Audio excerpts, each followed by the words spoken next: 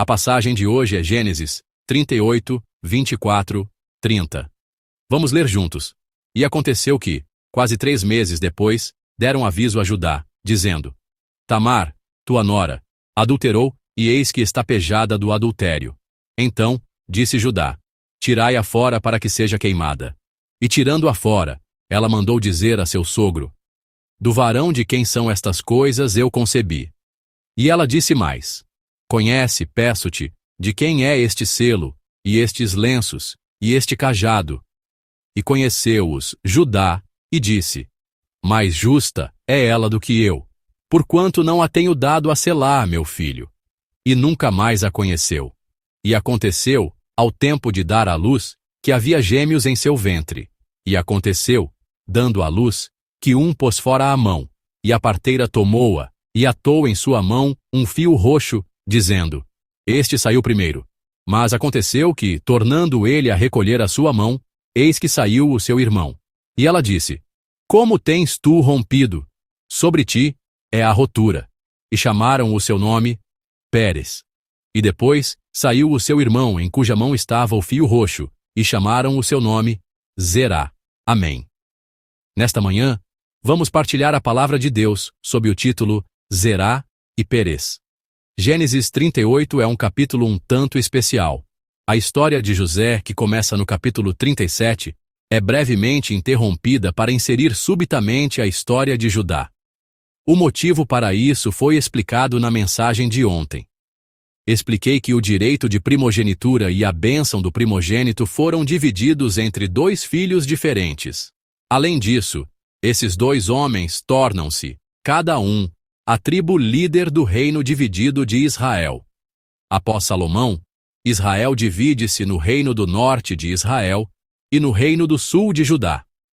Judá era a tribo central do reino do sul, que seguia a linhagem legítima da dinastia de David, enquanto Efraim era a tribo que liderava o reino do norte de Israel.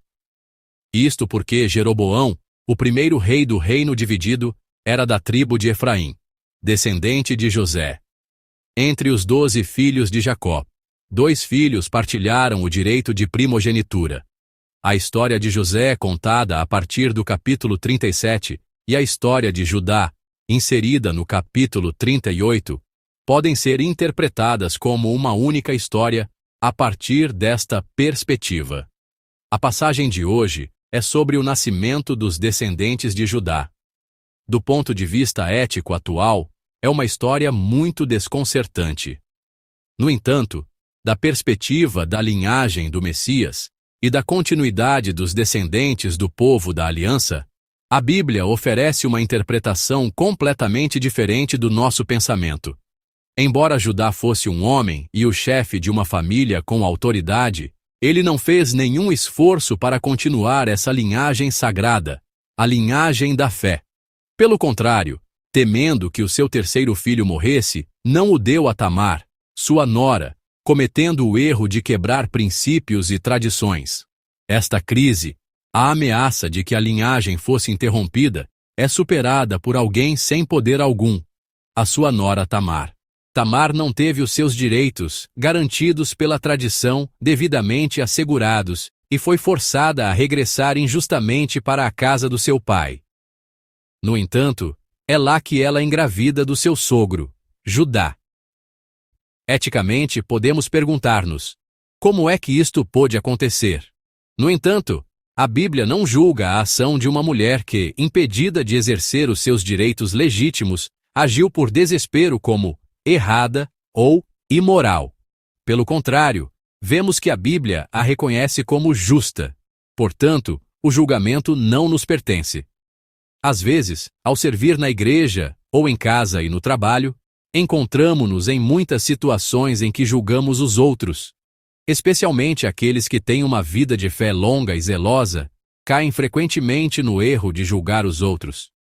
Há muitos casos em que dizemos: aquela pessoa é assim e assado, mas o julgamento não é nosso. Deus não nos chamou para julgar ou condenar. O julgamento pertence somente a Deus. A condenação pertence somente a Deus. Portanto, o que as pessoas de fé devem fazer não é julgar quem está certo ou errado, mas simplesmente entregar o julgamento a Deus e dedicar-se a servir e a amar. A passagem de hoje pode ser mais facilmente compreendida se a entendermos como um evento ocorrido num tribunal. Judá, na passagem de hoje, está a desempenhar o papel de juiz. Ele condenou a sua nora Tamar à morte. Vamos ler juntos o versículo 24. O versículo 24 de hoje. E aconteceu que quase 3 meses depois deram aviso a Judá, dizendo: Tamar, tua nora, adulterou, e eis que está pejada do adultério. Então disse Judá: tirai-a fora para que seja queimada. Amém.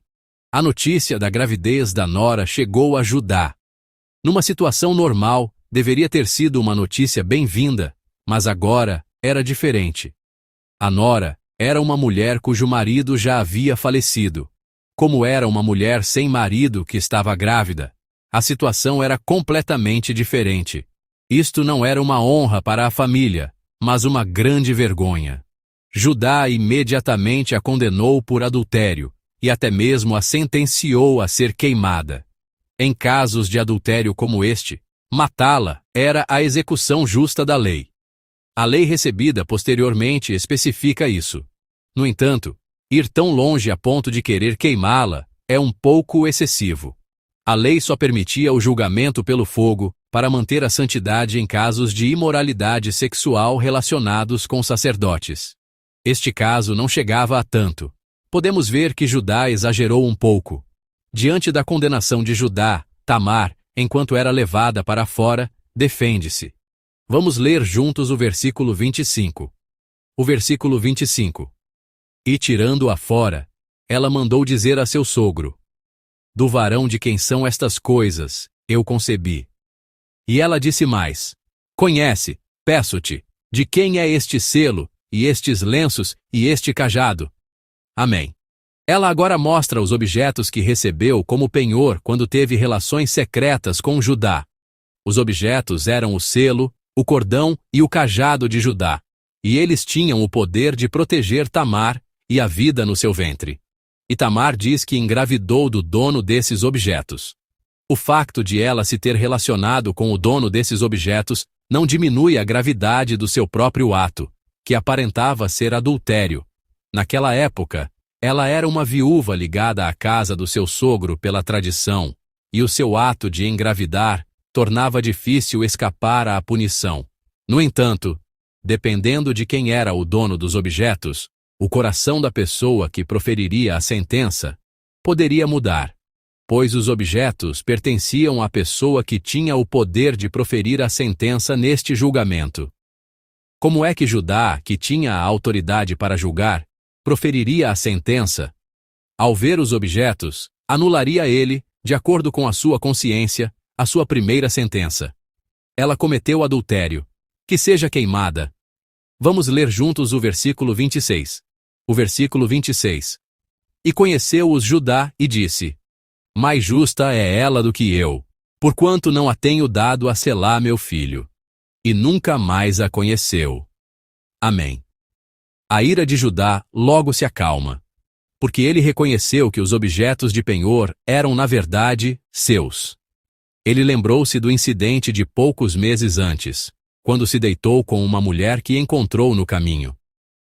Se uma mulher adúltera deve ser condenada e executada, o homem que cometeu adultério com ela também deve ser igualmente condenado e executado. Este é o princípio da lei.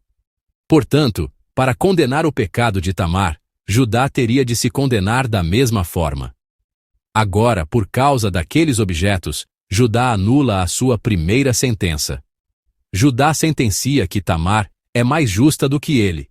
Embora seja uma sentença de que ela é relativamente mais justa, é o mesmo que sentenciar que ela não tem culpa, pois ela foi colocada numa situação em que não podia deixar de agir, e essa situação foi criada por ele mesmo, porque, embora Selá já tivesse crescido, ele não o deu a Tamar. Judá sentencia honesta e sinceramente que ele mesmo cometeu um pecado maior e que, por causa do seu erro, a sua nora foi levada a uma situação em que não pôde evitar o pecado. Essa atitude de reconhecer o próprio erro é exemplar. Muitas vezes os problemas agravam-se porque as pessoas não conseguem admitir os seus erros dessa forma. Quando estamos em posição de julgar, devemos examinar-nos com um padrão muito mais rigoroso do que aquele que aplicamos aos outros. Creio que muitas das dificuldades na nossa sociedade surgem por causa destes problemas.